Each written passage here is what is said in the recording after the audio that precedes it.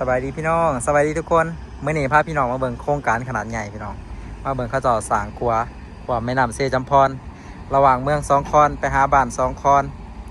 คาสิแมนจุดบ้านกับบ้านละหาน้ำหาบ้านสองคอนเมืองสองคอนแขวงสะหวรรณเขตพี่น้องไปทั้งพุ่นก็สิเป็นเมืองชนบุรีเลยที่ว่าเป็นอีกสะพานหนึ่งหรือว่าขัวหนึ่งเชื่อมต่อระหว่างเมืองสองคอนไปหาเมืองชนบุรีพี่น้องตอนนี้เขาเจ้ากำลังเร่งก่อสร้างสำเร็จไปหลายแล้วพี่น้องคาดว่าคือสิได้ใส่บ่เกินฤดูฝนของปีนี้อันนี้ก็คือแท่งคอนกรีตขนาดใหญ่พี่น้องเอ้ยเรียกว่าเอิ้นว่าคานมันบ่มันมีหูเนาะมีหูแบบเขาเจ้าสิสอดสลิงใหญ่ใส่เขาเจ้าก็ยกขึ้นไปวางไว้อยู่เทิงต่อหม้อพี่น้องตอนนี้เขาเจ้ากำลังเอาเครนยกขึ้น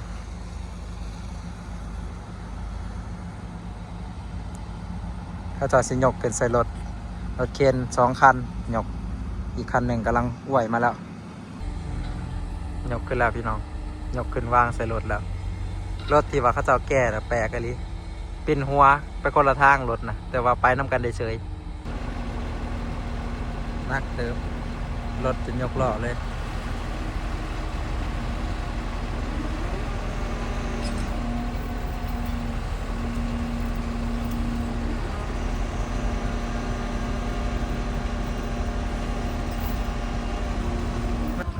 อันนี้เสาเข็มเนาะเสาเข็มที่ว่าเขาเจ้าตอก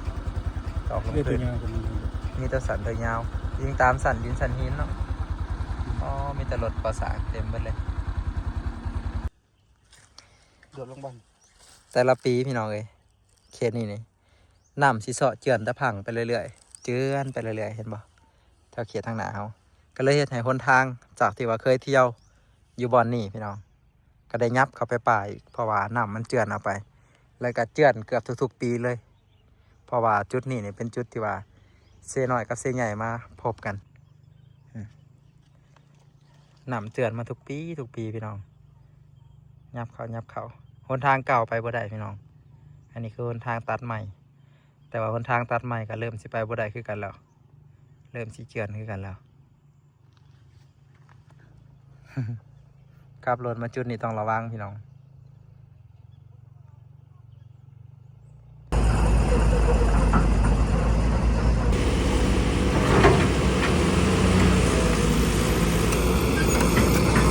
เราโหดน้ำแล้วมันมืดมันขึ้นบ่ได้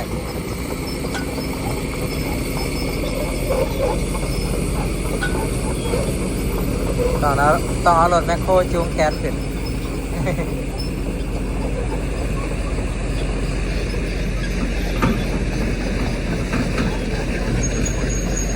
โกเบโกดึงซานี่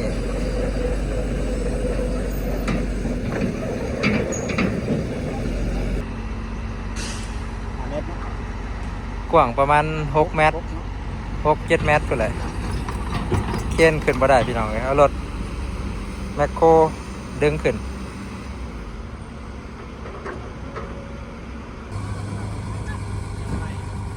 อันนี้คือแท่นที่ว่าเขาจะยกไปอะไรพี่น้องแท่งคอนกรีตที่เขาจะยกไปใหญ่เนาะมาเห็นไกลๆกันใหญ่ดีก็คือสิหลายโตนอยู่พี่น้องเลยประมาณ10 ปลายโตนพอแหละ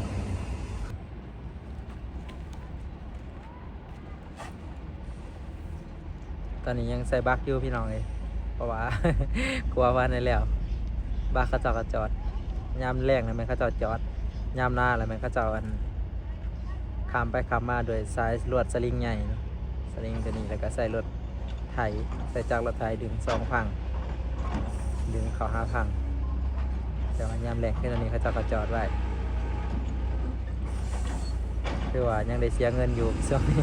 สำหรับรถที่ผมไปขบมาแต่กว่าแล้วก็บ่ได้เสียเงินพี่น้องมันอันนี้คือเซ่น้อยเนาะก็เรียกว่าเซ่น้อยกว่าก็ใกล้สิแล้ว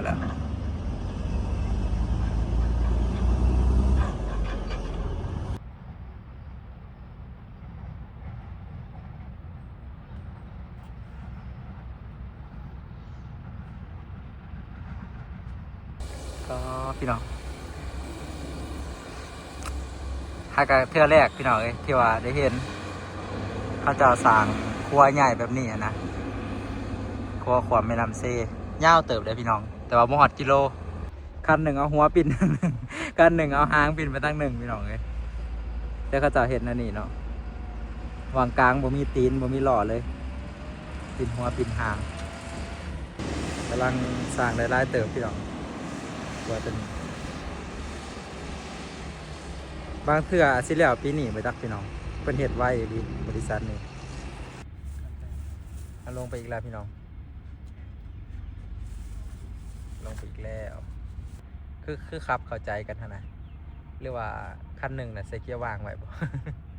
คันหนึ่งปีนหัวคันหนึ่งปีนหางถ้าว่าคันหนึ่งยุดหรือว่าคันหนึ่งขับบ่พร้อมกันนะมันสิบ่ตกปุ่มลงบ่ก็เป็นเรื่องน่าคิดอยู่เห็นบ่พี่น้องข้างคุณนะการที่ว่าสิขับขึ้นโน่นถ้าว่ารถนักก็ต้องได้เร่งขึ้นแบบอีเดียรอคันรถบ่แห้งก็อันตรายเวลาขับขึ้นขับลงกระพังวันนี้มีครัวแล้วก็สะดวกสบายพี่น้องถือว่าครัวตัวนี้ก็ก่อนสิได้สร้างก็มีประวัติอันยาวนานพอสมควรพี่น้องมีการสร้างแล้วเทื่อนึงสร้างแล้วคือสิแม่นบ่ได้มาตรฐานบ่ได้จังใดเขาเจ้าก็บ่สร้างต่อมาก็มีบริษัทนี้มาสร้างแล้วเขาเจ้าก็ทับเสาเก่าทิ่มเนาะเพราะว่าตอนนั้นก็เริ่มมีบริษัทได้ก็บ่ฮู้เขาเจ้าเริ่มสร้างเสาขึ้นมาแล้ว 2-3 เสานี่แหละต่อมาก็บ่ได้สืบต่อเลยจนมีบริษัทนี้มาแล้วเขาเจ้าก็สร้างคือว่าแล้วไวพอสมควรบริษัทนี้ถือว่าสะดวกสบายพี่น้องมานี่เดินทางไปมาหาสู่กันทั้งบ่ได้บื้นโน้นและทั้งบ่ได้เสียเงินค่าบักกระเจ้าพร้อมตามเฮาไปถามมึงพนักงานเพิ่นบอกว่าโครงการนี้นะเปิดเสียดให้แล้วก่อนฤดูฝนพี่น้องเพราะว่าคันเฮ็ดบ่แล้วถ้าช่วงฤดูฝนมาแล้วเขาเจ้าน่าสิยานมันเกิดความเสียหายนะพี่น้องเขาเจ้าก็เลยแบบเร่งให้มันแล้วก่อนฤดูฝนถือว่าไวได้พี่น้อง เพิ่นเฮ็ดประมาณเดือนเดียวนึงบ่ปีนี้นะกำลังเริ่มเฮ็ดประมาณเดือนหนึ่งถือว่าไปแบบวาบๆเลยคือสิแม่นนั่นเขาเจ้าเฮ็ดมาหลายบ่อนแล้วก็พนักงานก็เจ้าหลายนะก็เลยไวเป็นบริษัทเอกชนเพิ่นรับเหมาเฮ็ดครัวเฮ็ดทางพี่น้องแต่ตัวนี้ก็คือแบบงานเฮ็ดครัวทางพุ่นก็ยังเหลือเสาอยู่น่าจะเกินเสาหนึ่งเดี๋ยวเบิ่งนี่น่าจะยังอยู่2 เสาพุ่นแหละพี่น้องยังบ่ทันได้แล้ว2 เสา 3 เสาพุ่นแหละมาเบิ่งขั้นตอนการยกพี่น้องเบิ่งมุมใหม่บัดนี้เบิ่งมุมทางเทิงเบิ่งมุมทางลมฮ้อนแห้งอีหลีแนมบ่เห็นนั่นภาพในโทรศัพท์เลยแล้วมาเบิ่งมุมทางเทิงลงไปใส่เคียน2 ตัวพี่น้องเคียนตัวหนึ่งกับน้ำหนัก55 ตนถือว่า2 อันกับบวกกันก็สิเป็น100 ตนแท่งคอนกรีตนี่คือสิบ่ฮอดดอกพี่น้อง50 ตนอาจสิประมาณ15-20 ตนนี่แหละอาจสิประมาณนี้น้ำหนักมันแต่เราก็บ่ได้ติดลงเบิ่งเนาะว่าได้จะได้ ตอนนี้เพิ่นก็กำลังยกพี่น้องเบิ่งขั้นตอนการยกอีกเทื่อนึงสิมีรถโม้ปูนแล่นไปแล่นมาอยู่พี่น้องเพิ่นบ่ได้แก้ปูนดอกเพิ่นใส่สำหรับการรดน้ำหนทางเพื่อว่าให้หนทางเที่ยวไปเที่ยวมานี่มันแน่นมันแจบแล้วก็บ่มีขี้ฝุ่นง่ายตอนนี้พนักงานทางเทิงก็รอถาเขาเจ้ายกขึ้นเนาะเพื่อว่าสิได้ไปปรับระดับหรือว่าไหวมองมันที่ตั้งมันนะให้มันเข้ามองเข้าบอล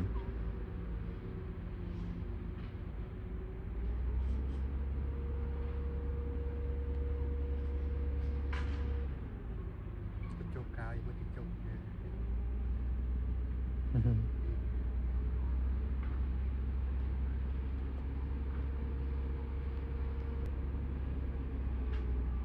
เริ่มยกขึ้นแล้วพี่น้อง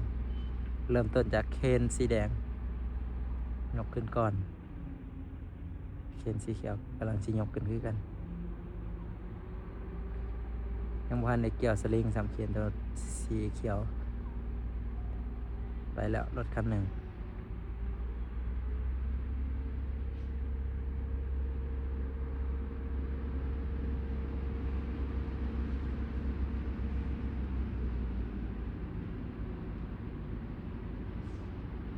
คล้ายๆกับเขาเจ้าเฮ็ดอันสะพานลอยอยู่ต่างประเทศเนาะ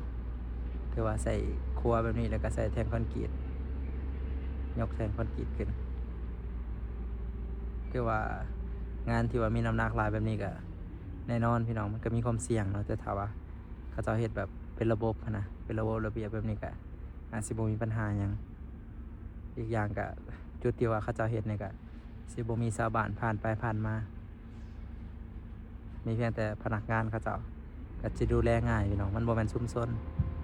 มันเป็นเขตกลางแม่น้ำถือว่าก็เป็นข้อดีในการเฮ็ดเวียกของเขาเจ้าตอนนี้หลายคนก็มาเบิ่งคือกำเฮาแหละพี่น้องข้างพุ่นก็มีผู้จอดรถเบิ่งผู้ใดก็อยากเบิ่งรอรุ่นมาเฮิงบ่ได้มันสิแล้ววันแล้วเป็นอันใดแล้วก็ขั้นตอนการเฮ็ดเขาเจ้าเฮ็ดอันใดหลายคนก็มีความสนใจอยากรู้พี่น้องเพราะว่าเขาเจ้าเฮ็ดครัวแบบนี้นี่มันบ่ค่อยมีดอกอันนี้ก็บ่แม่นอยากฮอด10-20ปีอยู่พี่น้องเพิ่นสร้างเทื่อหนึง จะประมาณนี้กำลังยกขึ้นแล้วพี่น้องยกขึ้นแล้วก็หมุนในการหมุนนี่ก็ต้องแบบมีจังหวะที่ว่าเข้ากันนะพี่น้องกันไปคนละทางกัน จะยกบ่ได้เนาะต้องแบบเฮ็ดเวียกแบบเข้ากันอีหลีระหว่างคนบังคับเครน2คันยกขึ้นแล้วพี่น้อง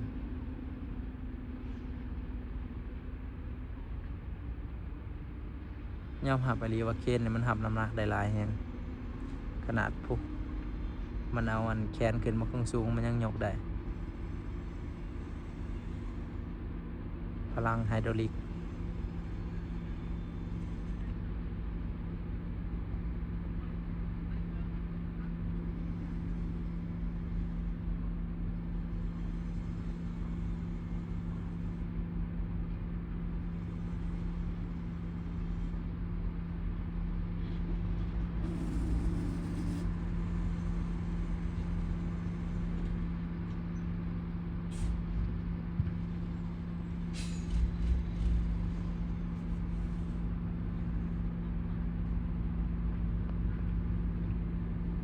ขึ้นแบบซ่าๆพี่น้องเห็นซ่าๆแบบนิ่มๆบ่มีการแกล้งการโอน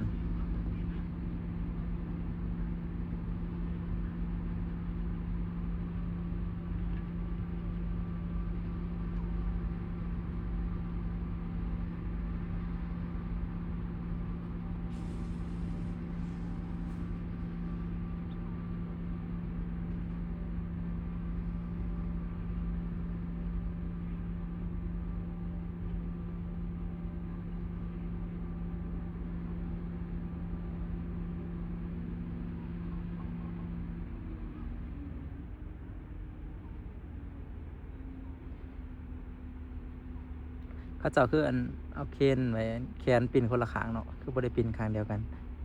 หรือว่าเป็นเทคนิคในการยกบ่พี่น้องให้สังเกตมึงข้างหนึงปิ่นไปทางหนึงข้างหนึงปิ่นไปทางหนึงแบบสลับข้างกันนะในขั้นตอนการยกขึ้นเขาเจ้าสิสลับข้างกันขึ้นวางแล้วถือว่าขึ้นนิ่มๆแบบปลอดภัยพี่น้องบ่มีปัญหาหยังตอนนี้ก็คือขั้นตอนการวางให้มันตรงกันกับจุดที่ว่าเขาเจ้ามาร์กไว้ลงแบบนิ่มๆ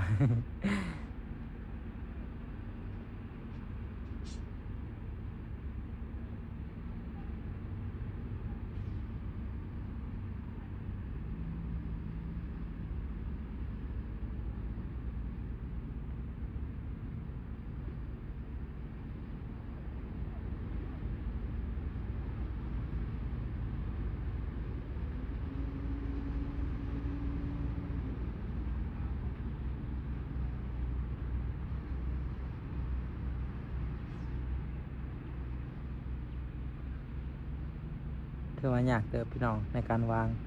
เพราะว่าเขาเจ้าต้องปรับจุดให้มันตรงกับจุดที่ว่าเขาเจ้าอันมาร์กไว้อยู่ในเทิงอันเขาเอิ้นตอหม้อบ่เลยเขาเอิ้นหยังเทิงมันเป็นจุดที่ว่าเขาเจ้าสร้างไว้หรือว่าบางคนก็สิเอิ้นว่าเป็นฐานมันฐานบนเขาเจ้าสร้างไว้เค คนสองอันตอนนี้ส่วนทางเคนสีเขียวนั้นลงแล้วพี่น้องยังเหลือแต่ส่วนทางเคนสีแดงอาจารย์ยังบ่ทันได้เอาลงตรงกับพื้น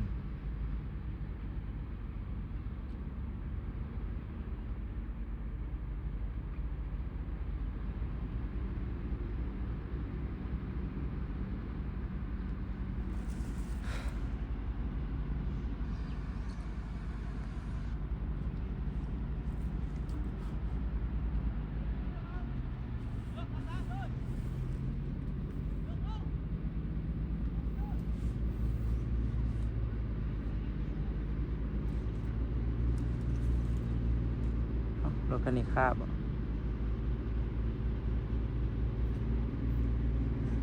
ขวดขวด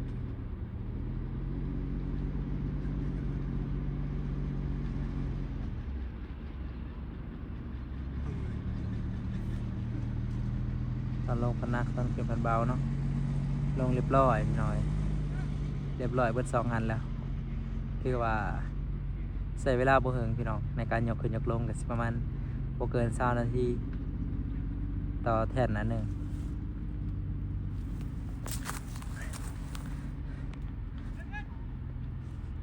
นี่ก็คือคลิปมาถ่ายให้พี่น้องเบิ่งพี่น้องเขาเจ้าสร้างขัวหรือว่าสะพานขวามแม่น้ำเซจำพรระหว่างเมืองสองคอนกับไปอีกภาคหนึ่งก็เป็นเมืองสองคอนพี่น้องแต่ว่าเส้นทางไปทางหน้าก็สิแม่นติดจอดกับเมืองชลบุรีฝั่งทางนั้นเป็นบ้านสองคอนฝั่งทางนี้เป็นบ้านละหานำพี่น้องละหานำหรือว่าพี่น้องทางบ้านสองคอนบ้านสะแยกบ้านสิงท่าบ้านที่ว่าอยู่ทางฝั่งทางพุ่นก็สิขามมาเมืองสองคอนก็ง่ายพี่น้องบ้านนี้นะเพราะว่ามีครัวไปมาสะดวกสบายบัวาสิเป็นยามฝนยามแรงพี่น้องสะดวกสบายจากเมื่อก่อนก็ถือว่าสามารถเป็นบ้านปิดไปแหละเขาเจ้าก็อยู่ข้างทางพุ่นกันเพราะว่าการไปการมาก็ลำบากแห้งพี่น้องยามฝนกับบางเทื่อก็ขามบ่ได้กลางค่ำกลางคืนถ้าว่าสิมาหาหมอก็ความบ่ได้เพราะว่าบักเขาเจ้าก็สิปิดหั้นนะแต่ถ้าว่าจำเป็นอีหลีบักเขาเจ้าอยู่ก็ขามได้แต่ถ้ามือใดนำแห้งก็ขามบ่ได้พี่น้องตอนที่ขี่เรือน้อยความมาก็มีความเสี่ยงพี่น้องแต่ว่าถ้าว่าครัวตัวนี้แล้วสมบูรณ์แบบก็สะดวกสบายกันไปมาหาสู่กันถือว่าสบายไปอีกขันเฮาเองก็ไปหาญาติพี่น้องเฮาก็ง่ายพี่น้องความไปทั้งพุ่นกันไปมาหาสู่ไปเที่ยวไปลินไปงานบุญหรือว่าไปหยังก็แล้วแต่พี่น้องสะดวกสบายขึ้นบัดนี้อันนี้คือโครงการสร้างครัวขวามแม่น้ำเซจำพรระยะทางนี่บ่แน่นอนพี่น้องบ่แน่ใจนะบ่แม่นบ่แน่นอนประมาณ200-300 เมตรความกว้างถือว่าเป็นครัวที่ว่าใหญ่อันดับบ่1กับ2พี่น้องในเมืองสองคอนเพราะว่ามีอีกครัวหนึ่งอยู่ในทางในที่13ขวามแม่น้ำเซบังเฮียงอยู่บ้านเซบังเฮียงตัวนั้นก็ใหญ่ขึ้นกันพี่น้องซูซีกันอาจจะบ่หลุดบ่ลื่นกันโอเคทุกคนสำหรับคลิปวิดีโอเฮามาฮอดนี้ก็สิอำลาพาจากพี่น้องก็หวังว่าพี่น้องสิมักพี่น้องคอนเทนต์แบบนี้คลิปแบบนี้ก็หวังว่าสิเป็นประโยชน์และก็เป็นความรู้ให้กับพี่น้องบ่หลายก็น้อยพี่น้องตอนจบพนักงานผู้เพิ่นอยู่เทิงเพิ่นอยากลงเพิ่นก็ขี่สลิงลง ขี่สลิงเคนลงเพราะว่าขึ้นได้ขึ้นไปน่ะได้พี่น้องเอ้ยถ้าเขาขึ้นทางใดแล้วก็น่าสิขี่สลิงขึ้นคือกันแต่บัดลงก็ขี่สลิงลงย่างมาลงทางพี่ก็ได้เนาะย่างมาทางพี่ก็ได้คือกันพี่น้องไปพี่น้องเดินทางกลับเด้อบัดนี้มาเบิ่งขั้นตอนการยกอีกพี่น้องเบิ่งมุมใหม่บัดนี้เบิ่งมุมทางเทิงเบิ่งมุมทางลมฮ้อนแห้งอีหลีแนมบ่เห็นนั่นภาพในโทรศัพท์เลยแล้วมาเบิ่งมุมทางเทิงลงไปใส่เคียน2 ตัวพี่น้องเคียนตัวหนึ่งกับน้ำหนัก55 ตนถือว่า2 อันกันบวกกันก็สิเป็น100 ตนแท่งคอนกรีตนี่คือสิบ่ฮอดดอกพี่น้อง50 ตนอาจสิประมาณ15-20 ตนนี่แหละอาจสิประมาณนี้น้ำหนักมันแต่ว่าก็บ่ได้ติดลงเบิ่งเนาะว่าได้จะได้ ตอนนี้เพิ่นก็กำลังยกพี่น้องเบิ่งขั้นตอนการยกอีกเทื่อนึงสิมีรถโม้ปูนแล่นไปแล่นมาอยู่พี่น้องเพิ่นบ่ได้แก้ปูนดอกเพิ่นใส่สำหรับการรดน้ำหนทางเพื่อว่าให้หนทางเที่ยวไปเที่ยวมานี่มันแน่นมันแจบแล้วก็บ่มีขี้ฝุ่นง่ายตอนนี้พนักงานทางเทิงก็รอท่าเขาเจ้ายกขึ้นเนาะเพื่อว่าสิได้ไปปรับระดับ ปรับระดับหรือว่าไหวมองมันที่ตั้งมันนะให้มันเข้ามองเข้าบอล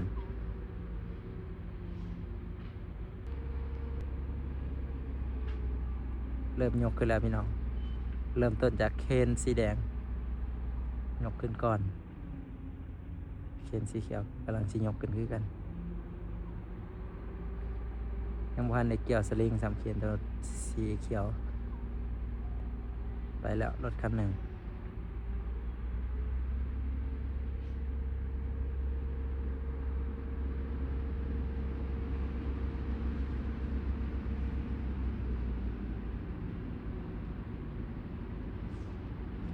คล้ายๆกับเขาเจ้าเฮ็ดอันสะพานลอยอยู่ต่างประเทศเนาะคือว่าใส่ครัวแบบนี้แล้วก็ใส่แท่งคอนกรีตยกแท่งคอนกรีตขึ้นคือว่างานที่ว่ามีน้ำหนักหลายแบบนี้ก็แน่นอนพี่น้องมันก็มีความเสี่ยงเนาะแต่ถ้าว่าเขาเจ้าเฮ็ดแบบเป็นระบบนะเป็นระบบระเบียบแบบนี้ก็อาจสิบ่มีปัญหาหยังอีกอย่างก็จุดที่ว่าเขาเจ้าเฮ็ดนี่ก็สิบ่มีชาวบ้านผ่านไปผ่านมามีเพียงแต่พนักงานเขาเจ้าก็จะดูแลง่ายพี่น้องมันบ่แม่นชุมชนมันเป็นเขตกลางแม่น้ำถือว่าก็เป็นข้อดีในการเฮ็ดเวียกของเขาเจ้าตอนนี้หลายคนก็มาเบิ่งคือกำเฮาแหละพี่น้องข้างพุ่นก็มีผู้จอดรถเบิ่ง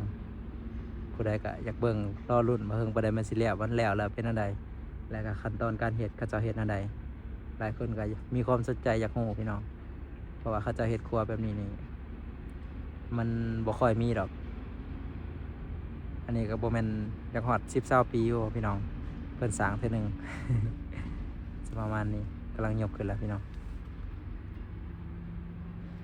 ยกขึ้นแล้วก็หมุนในการหมุนนี่ก็ต้องแบบมีจังหวะที่ว่าเข้ากันนะพี่น้องกันไปคนละทางกัน จะยกบ่ได้เนาะต้องแบบเฮ็ดเวียกแบบเข้ากันอีหลีระหว่างคนบังคับเคน2 คันยกขึ้นแล้วพี่น้อง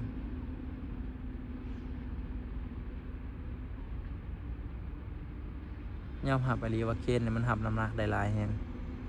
ขนาดพุกมันเอาอันแขนขึ้นมาคงสูงมันยังยกได้พลังไฮดรอลิก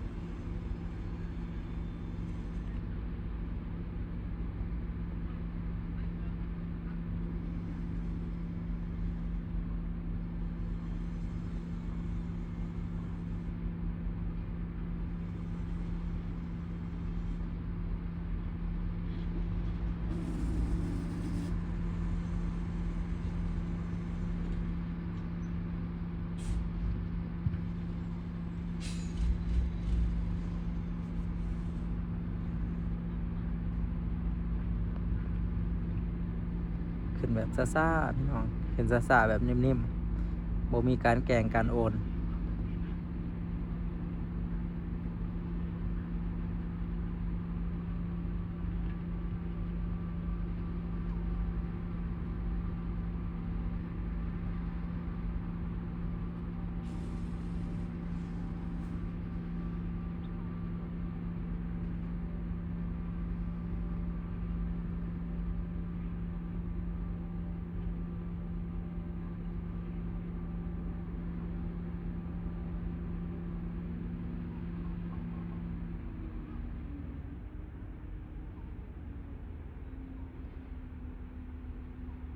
เขาเจ้าคืออันเอาเคนไว้แขนปิ่นคนละข้างเนาะคือบ่ได้ปิ่นข้างเดียวกัน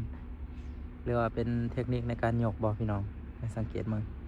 ข้างหนึงปิ่นไปทางหนึงข้างหนึงปิ่นไปทางหนึงแบบสลับข้างกันนะในขั้นตอนการยกขึ้นเขาเจ้าสิสลับข้างกันขึ้นวางแล้วถือว่าขึ้นนิ่มๆแบบปลอดภัยพี่น้อง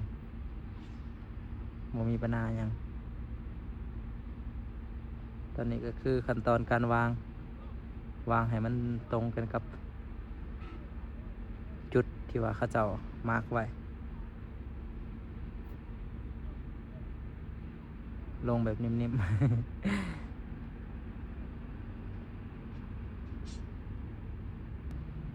ถือว่ายากเติบพี่น้องในการวาง เพราะว่าเขาเจ้าต้องปรับจุดให้มันต ตรงกับจุดที่ว่าเขาเจ้าอันมาร์กไว้อยู่ในเทิงอันเขาเอิ้นตอหม้อบ่เลยเขาเอิ้นหยังเทิงๆมันเป็นจุดที่ว่าเขาเจ้าสร้างไว้หรือว่าบางคนก็สิเอิ้นว่าเป็นฐานมันฐานบนเขาเจ้าสร้างไว้เคน2 อันตอนนี้ส่วนทางเคนสีเขียวนั้นลงแล้วพี่น้องยังเหลือแต่ส่วนทางเคนสีแดงเจ้ายังบ่ทันได้เอาลงตรงกับพื้นลงเรียบร้อยพี่น้อยเรียบร้อยเบิด2 อันแล้วคือว่าใช้เวลาบ่เฮิงพี่น้องในการยกขึ้นยกลงก็สิประมาณบ่เกิน20 นาทีต่อแท่นอันหนึงนี่ก็คือคลิปมาถ่ายให้พี่น้องเบิ่งพี่น้องเขาเจ้าสร้างขัวหรือว่าสะพานขวามแม่น้ำเซจำพรระหว่างเมืองสองคอนกับไปอีกภาคหนึ่งก็เป็นเมืองสองคอนพี่น้องแต่ว่าเส้นทางไปทางหน้าก็สิแม่นติดจอดกับเมืองชนบุรีฝั่งทางนั้นเป็นบ้านสองคอนฝั่งทางนี้เป็นบ้านละหานำพี่น้องละหานำหรือว่าพี่น้องทางบ้านสองคอนบ้านสะแยกบ้านสิงท่าบ้านที่ว่าอยู่ทางฝั่งทางพุ่นก็สิขามมาเมืองสองคอนก็ง่ายพี่น้องบ้านนี้นะเพราะว่ามีครัวไปมาสะดวกสบายบัวสิเป็นยามฝนยามแรงพี่น้องสะดวกสบายจากเมื่อก่อนก็ถือว่าสามารถเป็นบ้านปิดไปแหละเขาเจ้าก็อยู่ข้างทางพุ่นกันเพราะว่าการไปกันมาก็ลำบากแห้งพี่น้องยามฝนกับบางเทื่อก็ขามบ่ได้กลางค่ำกลางคืนถ้าว่าสิมาหาหมอก็ความบ่ได้เพราะว่าบักเขาเจ้าก็สิปิดนะแต่ถ้าว่าจำเป็นอีหลีบักเขาเจ้าอยู่ก็ขามได้แต่ถ้ามือใดนำแห้งก็ขามบ่ได้พี่น้องตอนที่ขี่เหือน้อยความมาก็มีความเสี่ยงพี่น้องถือว่าถ้าว่าครัวตัวนี้แล้วสมบูรณ์แบบก็สะดวกสบายกันไปมาหาสู่กันถือว่าสบายไปอีกขันเฮาเองก็ไปหาญาติพี่น้องเฮาก็ง่ายพี่น้องความไปทางพุ่นกันไปมาหาสู่ไปเที่ยวไปลินไปงานบุญหรือว่าไปหยังก็แล้วแต่พี่น้องสะดวกสบายขึ้นบัดนี้อันนี้คือโครงการสร้างครัวขวามแม่น้ำเซจำพรระยะทางนี่บ่แน่นอนพี่น้องบ่แน่ใจนะบ่แม่นบ่แน่นอนประมาณ200-300 เมตรความกว้างถือว่าเป็นครัวที่ว่าใหญ่อันดับบ่1กับ2พี่น้องในเมืองสองคอนเพราะว่ามีอีกครัวหนึ่งอยู่ในทางในที่13ขวามแม่น้ำเซบังเฮียงอยู่บ้านเซบังเฮียงตัวนั้นก็ใหญ่ขึ้นกันพี่น้องซูซีกันอาจจะบ่ลุดบ่ลื่นกันโอเคทุกคนสำหรับคลิปวิดีโอเฮามาฮอดนี้ก็สิอำลาพาจากพี่น้องก็หวังว่าพี่น้องสิมักพี่น้องคอนเทนต์แบบนี้คลิปแบบนี้ก็หวังว่าสิเป็นประโยชน์และก็เป็นความรู้ให้กับพี่น้องบ่หลายก็น้อยพี่น้องตอนจบพนักงานผู้เพิ่นอยู่เทิงเพิ่นอยากลงเพิ่นก็ขี่สลิงลง ขี่สลิงเคนลงเพราะว่าขึ้นได้ขึ้นไปน่าได้พี่น้องเลยถ้าเขาขึ้นทางใดแล้วขณะสิขี่สลิงขึ้นคือกันแต่บัดลงกับขี่สลิงลงย่างมาลงทางพี่ก็ได้เนาะย่างมาทางพี่ก็ได้คือกันพี่น้องไปพี่น้องเดินทางกลับไปเด้อบัดนี้